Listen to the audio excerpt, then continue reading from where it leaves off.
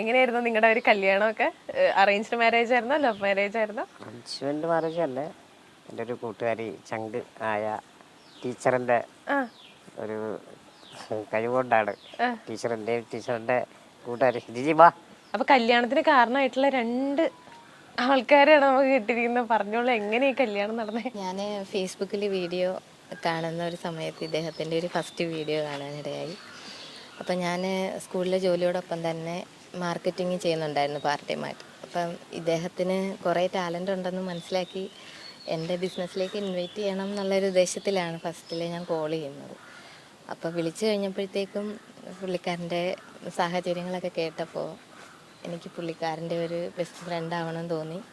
പിന്നീട് അദ്ദേഹത്തിനൊരു കൂട്ടിനെ ഒപ്പിച്ച് കൊടുക്കേണ്ടത് എൻ്റെയും കൂടെ ഒരു ഉത്തരവാദിത്തമായിട്ട് എനിക്ക് തോന്നി. അങ്ങനെ ഞാൻ മാത്രമല്ല, ജയശ്രീ എന്ന് പേരുള്ള കോവൂരുള്ള വേറെ ചേച്ചി എന്നെക്കാൾ കൂടുതൽ ഈ ഒരു ബന്ധം ഇവിടം വരെ എത്തിക്കാനായിട്ട് ഇതിൻ്റെ ഒപ്പം ഒരുപാട് തവണ ഞങ്ങളുടെ കയ്യിൽ നിന്ന് മാറി മാറി പോയായിരുന്നു. അവിടെയൊക്കെ ഇത് പോവാതെ പിടിച്ചു നിർത്തി ഇവിടം വരെ കൊണ്ടുവന്നു.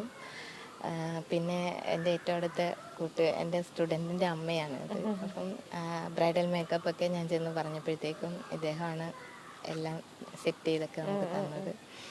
അപ്പോൾ ഇദ്ദേഹത്തിന് ഞാൻ വേറെയും 1-2 പ്രപ്പോസലുകൾ കൊണ്ടുവന്നിട്ടുണ്ടായിരുന്നു. അപ്പം നമ്മൾ ചെല്ലുന്ന സമയത്തൊക്കെ അവർ നോക്കുന്ന ഇദ്ദേഹത്തിൻ്റെ ഡിസബിലിറ്റി എത്രത്തോളം ഉണ്ട്, ആ ഒരു സ്റ്റാൻഡിൽ നിന്നിട്ടാണ് അവർ അതിനെ മെൻഷൻ ചെയ്തത്. പക്ഷേ അദ്ദേഹത്തിൻ്റെ ടാലൻ്റ് ആരും ശ്രദ്ധിച്ചില്ല.